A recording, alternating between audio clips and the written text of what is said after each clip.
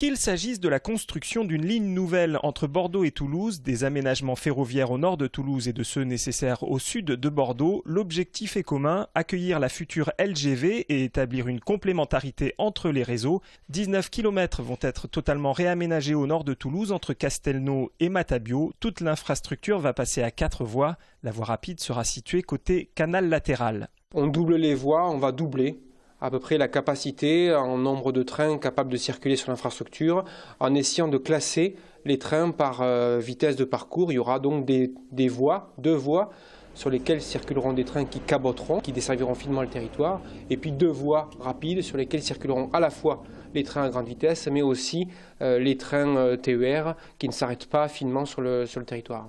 Les aménagements ferroviaires au nord de Toulouse coûteront 566 millions d'euros. L'ensemble du projet s'élève à plus de 9 milliards d'euros. Le financement, il en sera question 12 mois après la fin de l'enquête publique. 2016, on peut dire pour la déclaration d'utilité publique, fin 2015, début 2016. Ensuite, financement, donc ça demande un temps entre les parties. Vous savez que dans les financements, il peut y avoir un financement totalement public qui réunit à côté de l'État, Réseau Ferré de France, un certain nombre de collectivités territoriales. Et puis si je prends l'exemple de la ligne entre Tours et Bordeaux en construction, un partenariat public-privé d'un concessionnaire ou d'un partenaire, suivant les différentes formules de partenariat public-privé.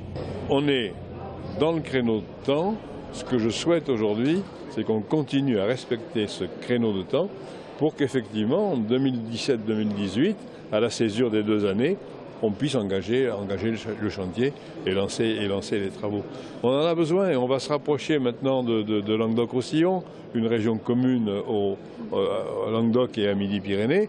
Il faudra aller plus loin parce qu'il faudra aussi qu'on poursuive pour rejoindre Montpellier avec la ligne à grande vitesse et puis l'Espagne, Barcelone. C'est une nécessité absolue si on veut assurer le développement, c'est rassurer l'emploi. 23 expropriations seront nécessaires aux aménagements ferroviaires du nord de Toulouse. Une réunion d'information et d'échange se tiendra le 6 novembre à la salle des fêtes de Fenouillet.